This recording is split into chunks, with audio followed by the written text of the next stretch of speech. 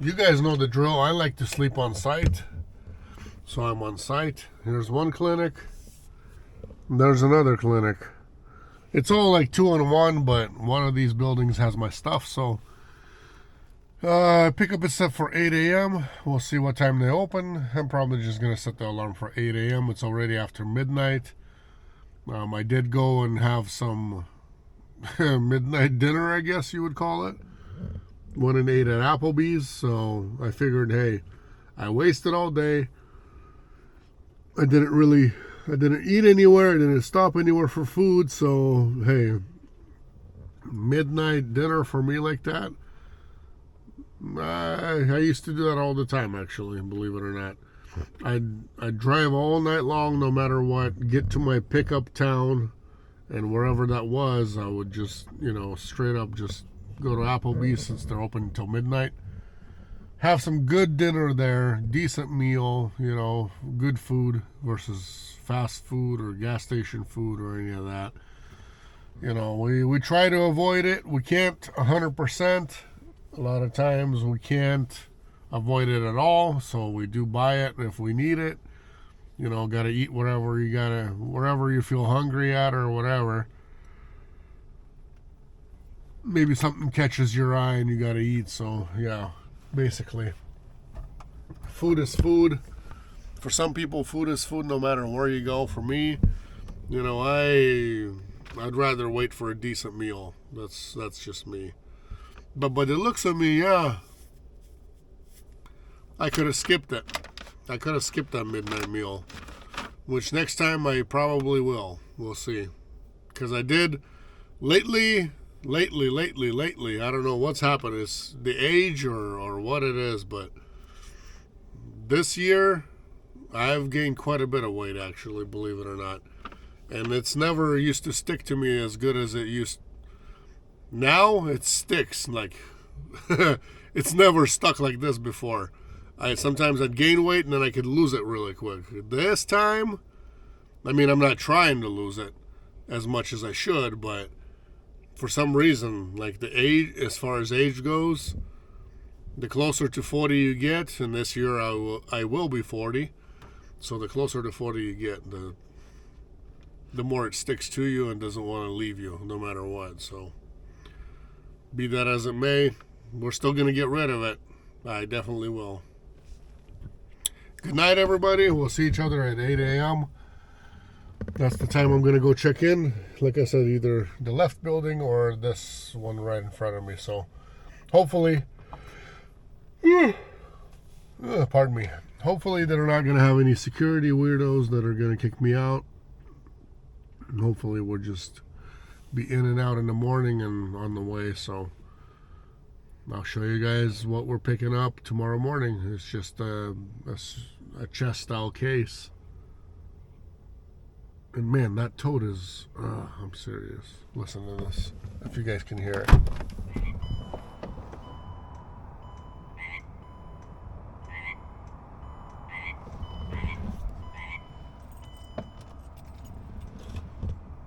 Come on, scream louder.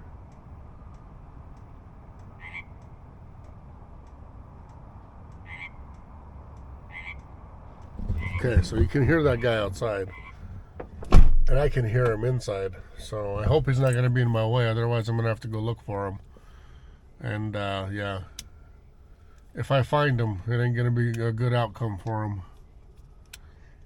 But that's unless I pass out just, before he gets to me all the way. I can hear him inside. I haven't laid down yet, but I'm going to go lay down. And if he bothers me, I'm serious. I'm going to grab a flashlight. I'm going to go look for him. Good morning, everybody. Happy morning from Vancouver, Washington to you area. It's called Salmon something here, whatever, but Vancouver vicinity. I already checked where I'm picking up. Found the suite number. It's in this building, not in that other building like I was showing you guys. So I'm gonna go grab my four-wheel dolly, the furniture moving dolly, and pick this thing up. It doesn't have wheels on this particular pickup, so you just grab one of those and undo the ramp and wheel it up the ramp and strap it in, and you're done. Real simple and easy. Then you get paperwork, you print it out, print it with the printer that I have that's been working good for me so far. So this thing's been pretty decent. Little guy fits in my little area, and it works out great. Okay, let's go grab this thing and get going. I'm a little slow in the morning. A little slow in the morning when it comes to, like, chit-chatting and all that. I gotta have my coffee first, so maybe once I get some decent coffee somewhere, then we can talk again. Like I was saying, I need to find a good coffee place. Where's a good coffee place in Vancouver, guys? You let me know. Starbucks? Is that the only one? What else is good? What other coffee's good? Write in the comments so I know next time. Let me know where and what it is. Here's the case that I picked up. The case that I loaded. Hand loaded. You use your ramp.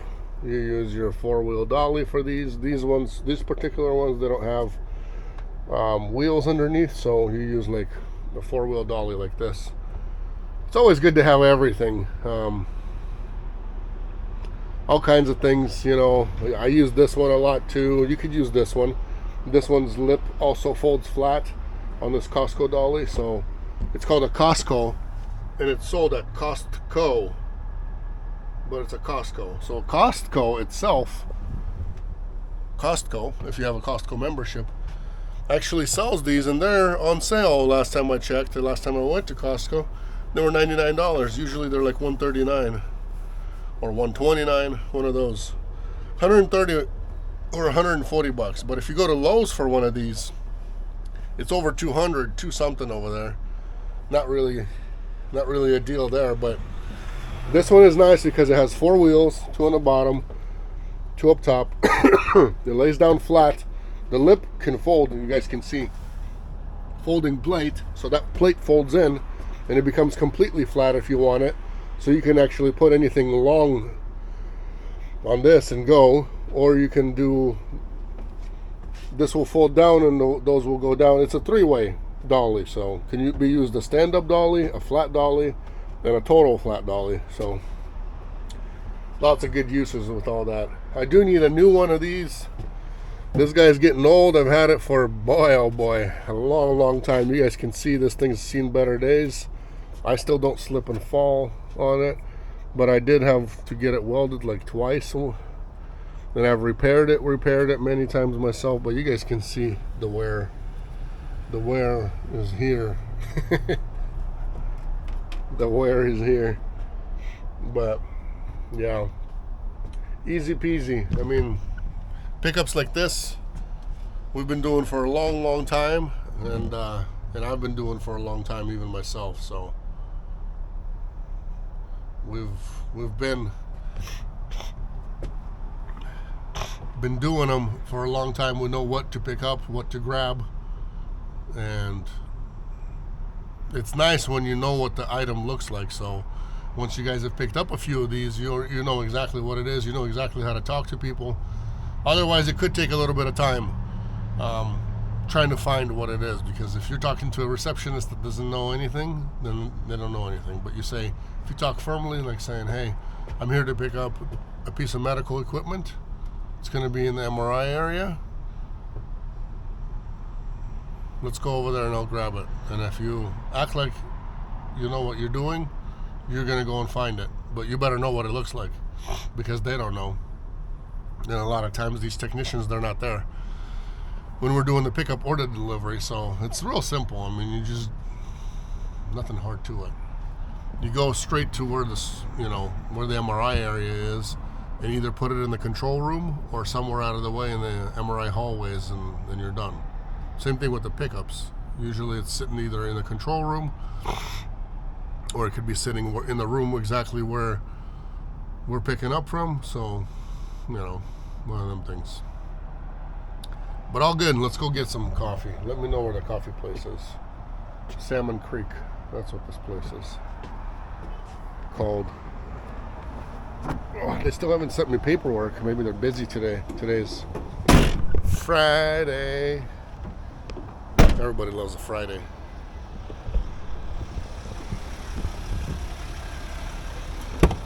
Everybody loves themselves a good Friday. I was thinking of replacing my steering wheel. I drive with rings on, and even before me, this thing was a little beat up. But look at that.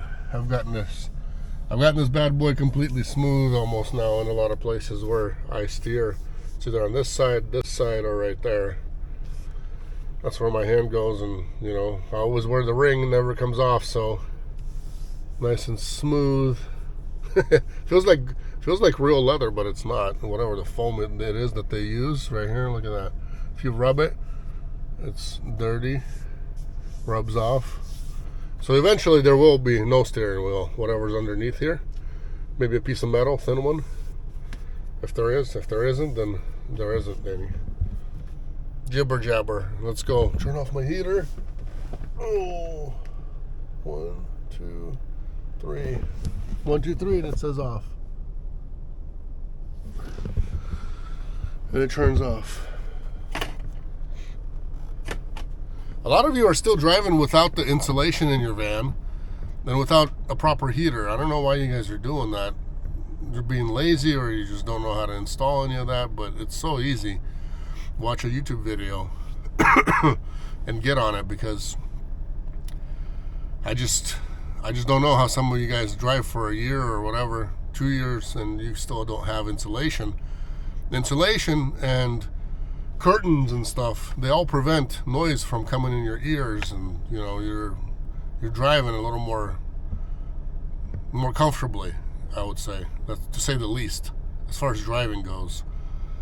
Because when you're insulated, you don't have as much noise inside the van. Like, the noise cuts off tremendously, I'm telling you. If you do it properly and you do everything, the roof, the sidewalls, everywhere, everything is insulated, it's a lot more quieter. Then when you put some curtains here, it's even better. And I wanted, for myself even, I wanted to make curtains out of moving blankets.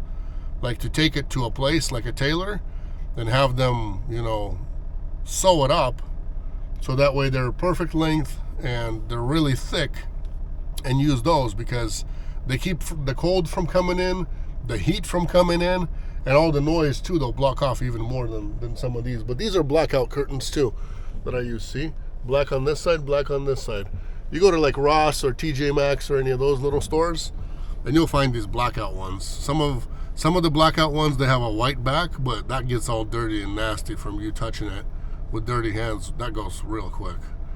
This black seems like it's always clean and whatever, looking good. Enough jibber jabber. Let's go. I'm gonna see where my bill of lading is.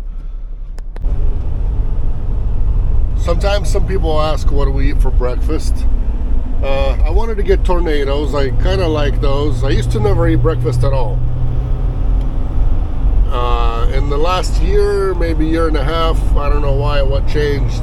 I guess I grew, the stomach stretched, and now I kind of don't always, but sometimes do enjoy eating breakfast. I don't know what happened.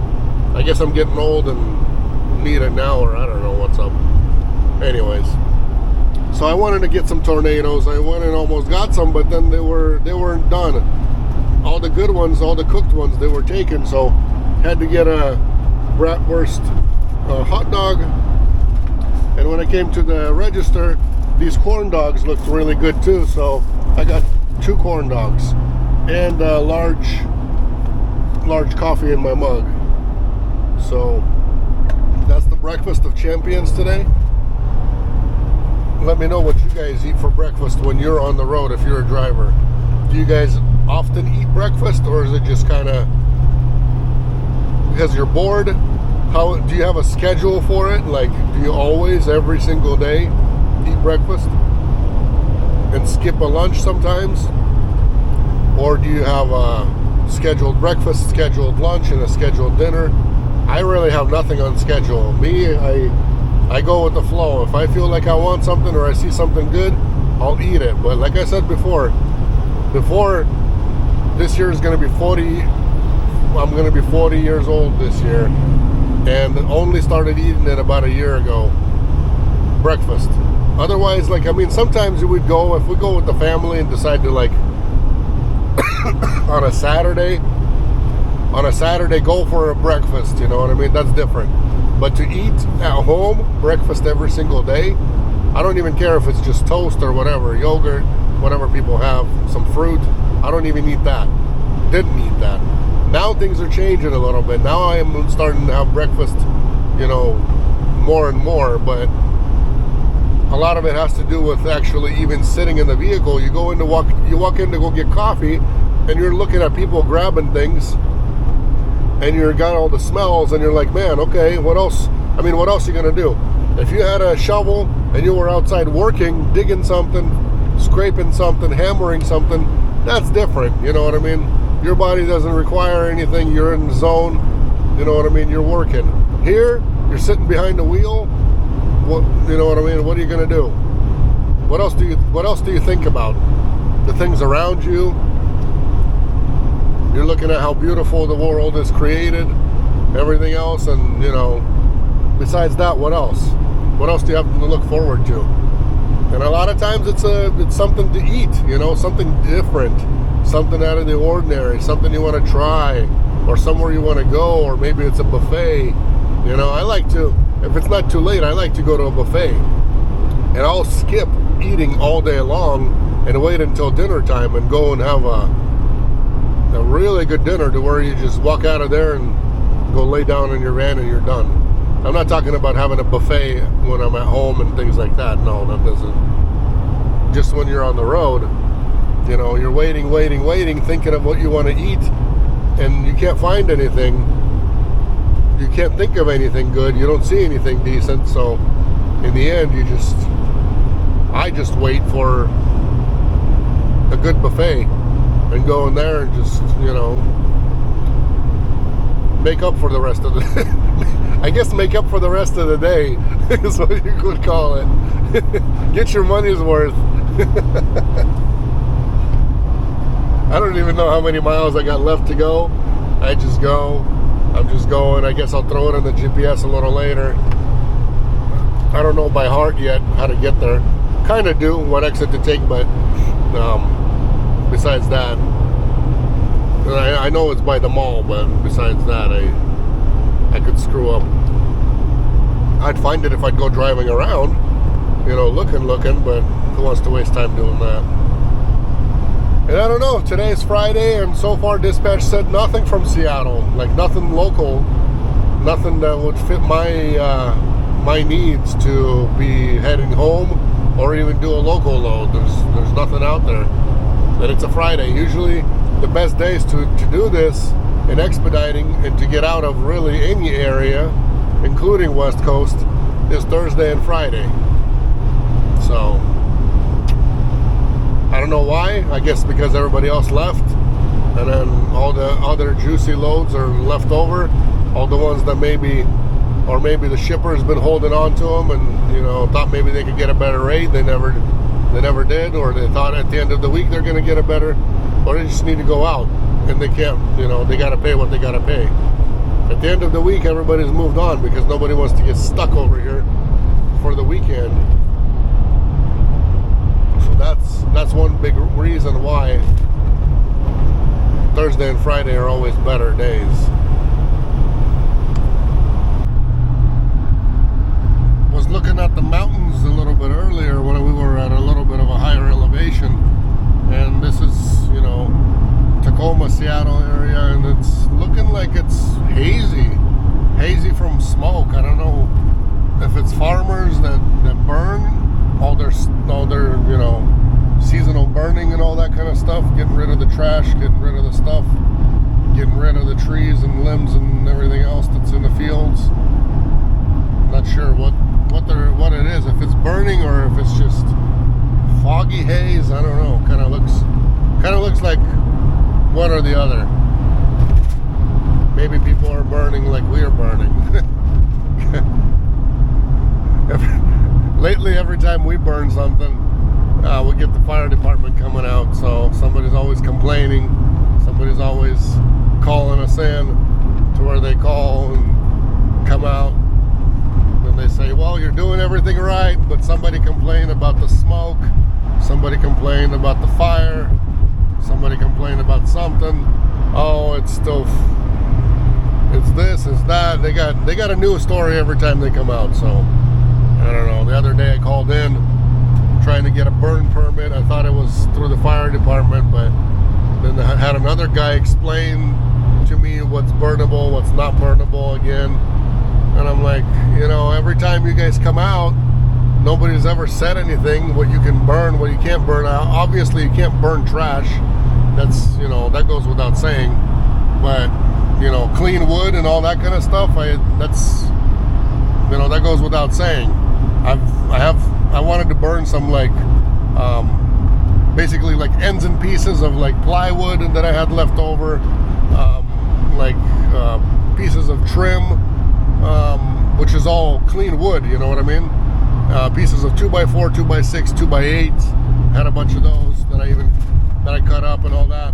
So wanted to burn that. That would have been clean burning. It's wood. There's no plastic in it. There's nothing in those, you know what I mean? Yeah, some of you might say, well, in plywood, there's glue and whatever. There's very minimum glue or anything like that in there, as far as I know. And then I don't have a lot of it either. So either way, when farmers burn stuff, that goes for hundreds of miles a lot of times when they have the big fires going. And it pollutes the area way more than any of my little fires that I want to do to, get rid of some things. So it's never trash. And it's always, wood or yard waste, which is pine cones, pine needles, and leaves. So, it's always clean stuff. Yeah, sometimes I get it a little smoky. Last time it was a bit smoky too, because we had some more wet stuff in there. But next time, every time they come out, they all got a different story. Nobody said anything, but every time it's something a little newer. And then I called it in and was told something totally different. That you can't even burn, like in Washington State, you can't even burn, for about 20 years now, you can't burn yard waste. It's got to be just limbs and that's it, pretty much. No pine needles, no pine cones, no leaf burning, none of that kind of stuff. Is that really true, or are these guys making it up? Because over all these past years, nobody's ever said anything. And that's what I told the guy. I'm like, listen, every time you guys come out, nobody said anything. Nobody ever instructed. He's like, well, we're not looking to be confrontational. We're just out there to educate people. I'm like, yeah, I understand that. And that's how it's been. Nobody's been confrontational. I'm not complaining about any of that. I'm like, but every time I'm burning, I've just been told, good job for cleaning up. Great. Your place looks nice and neat. We like it. Nice place. And, either it's a burn ban, they tell me that I didn't know, or it's just, well, somebody complained. We just wanted to make sure that, everything's done right out here and you're doing everything right. So have a good day. One of them things. And it's usually the have a good day part, You're doing everything right. You're great. Everything's good. Nobody's ever said anything else. And this time they were like, well, you can't. Burning yard waste has been outlawed for like 20 years now. And I'm like, I don't know. Maybe in the city. I don't live in the city though. So bless me. I think we're still going to continue burning, but we're going to be burning on a smaller scale, because that's why we live outside the city limits, because of the freedom that people can have. The more things you can do without having somebody all up in your business. Hey, that's just my jibber jabber here today. I know a lot of folks that live out in the country, they'll agree with me on all that stuff. City folks, well, yeah, maybe I touched a sore subject with you.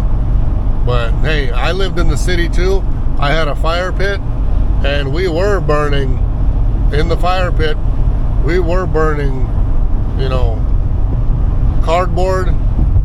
I was burning office papers if I needed to burn something. So that kind of stuff I was burning. And in the fire pit, we always, spring, summer, and fall, we always burned wood in there. So we always, even though we lived in a city, we had a wood burning fire pit outside, and we had a lot of guests, and everything was fine, and nobody's ever complained, even though we lived out in the city. Nobody ever complained about anything. So when you do things right, you do things right. And if your neighbors are decent neighbors, nobody's going to be calling in. But if you got something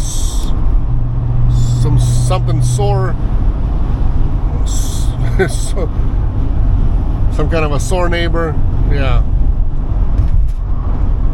you might get calls, and that's kind of what we ended up with. So hopefully one of them, whoever is complaining, they'll move out and get going somewhere else. Maybe I just gotta smoke them out. I don't know.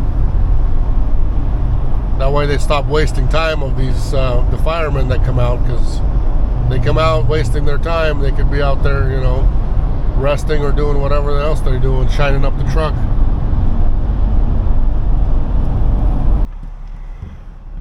We're done. Some of you guys might know this location. If you do, then that means you bring stuff here. Let's go left. Simple and easy. We just really unloaded it by hand and called it good. That was it. So I'm gonna send paperwork to dispatch, and then ask how the day's been looking, if there's anything coming out of here or not. If it's not worth sitting here, then we're not going to be sitting here. I'm just going to go home. So recalculating. I'll let you guys know. Supposedly it's supposed to be like over 60 degrees here today in Seattle area. Nice weather. Turn right at the traffic light. Decision is made to go home. There's no point to waste. Things are slow. Turn right at the traffic light. And, you know, I decided I'm going to go home. There's not much coming out. Not much local stuff. So I'm going to turn right at the traffic light. Gonna head home, be there just a little after 4 p.m. And that'll be awesome. So why would I waste it here? I mean, it is nice weather here. You can go hang out over here, I guess. Go to walk around in the park somewhere. Or even go to the... what is that beach called? Something beach. Oh, there's a name of it. If you guys live here, you know what I'm talking about. The little beach area on the other side where you guys can see the whole Seattle skyline and everything from there. Alki Beach? Is it Alki? I don't know. I don't remember the name. I know it's something beach, and when I look at it, when I look at it on the map, I'll see exactly what it is. This area always is a mess. Always a mess. Sorry guys, I do have to get in somehow, so just like everybody else. Anyways, it's good that I had this load. It's good that I had yesterday's load. So both of them combined with a 2-day adventure, it still paid good. Still paid decent anyways. So I'm happy for that. It's not as busy. The market's slow, so it's low and slow. That means the rates are low and the things are slow. Hopefully it's going to be a big turnaround today and soon. That, you know, it's not dispatch's fault if you guys are doing this and you're thinking that maybe your company, whoever you're working with, is slacking off or something or whatnot. It's not your dispatcher's fault. It's just how market is. When the trucking world picks up, everybody's going to be happy. When it's down, everybody suffers. Some start to notice it earlier, some start to notice it later, but eventually everybody's in the same boat, and that's kind of how it is right now. Everybody's in the same boat. Things are not that great. You know, if dry-vans are still driving for $1 to $1.50 a mile, hauling full loads, 43,000 pounds, you guys got to understand that they're hauling a big load. They're getting 4 to 5 miles per gallon, and they're driving for that $1 a mile. Us in Sprinter vans, we're getting 20 miles per gallon, and we're driving for, you know, average of 80 cents, I would say right now, maybe 85 sometimes more on the short loads, you know, because a lot of you guys criticize me that I say that we're only loading people for 80 cents a mile or whatnot, and you guys are hauling around for $1, $1.10, $1.30 a mile. Well, I'm not talking about 200-mile runs or 300-mile runs. Those ones, our guys, when a guy's got to haul 200-mile run, he's getting paid $400 to $500 from us. So they're getting paid way more than your $1.30 a mile. We try to make it right for them, and we try to bid those loads higher. Some of you guys that are taking them lower, then you're the ones who are creating the low, you know, reputation. You guys are creating that. What's the right word for it? You guys are creating that environment to where today somebody hauled it for less, and tomorrow broker's customer automatically thinks that it should be less, and every time, you know, things aren't as great, then the price keeps going down and down and down. Well, that's not how it should be. Short runs should always pay more because nobody wants those short runs. 200-300-mile runs, they're not that great, so they need to pay $400 or $500 to the driver. Right now, $500 on a 200-mile run is hard to get, especially in an area where you can get out of again. But we always try to bid it as high as we can and with a way out. With a way out, I mean, like, you know, if it goes to a bad place, then all miles are paid to a next better place. Not just a little better, but a big place where there's loads coming out of. We don't ever just leave the driver sitting in the dark. And those of you guys who are saying that you're getting paid better or more in the comments, you gotta figure out where your dispatch lands you. Because if you're going to some, like, who knows, Vernal, Utah, for instance, and you go there for $1 a mile, well, you gotta spend a couple hundred more miles to move to Salt Lake from there still, and that's out of your pocket. Versus us, when we give driver loads, we try to pay all miles to pickup and all miles out of delivery if it's a bad place. So gotta understand all that, and consider everything, consider it all, and consider also that as well. Figure out what other percentages. There's no percentages that we take out for dispatching, so there's you don't pay anything out of that. That's your clean money. We pay the factoring, and we do weekly pay, quick pay. We don't charge for that. Other companies that do quick pay, that pay you every single week, I've heard some of them charging up to 10%, 5, 7, and up to 10%. Average is 5 to 7% to get quick pay from somebody. These days, they're just trying to make money, trying to keep as much money as they can from your load. We don't do that. We try to keep the driver busy, as busy as we can. That way, they're making money. That way, they're standing around less, and it's better for everybody, because happy driver is all we need. Complaining driver, that's not good for anybody. God bless you guys. Take care. Weather's nice even here. I looked at it. It's supposed to be nice and sunny this whole weekend, I believe. So all you guys Seattle people, middle of March, enjoy your weather.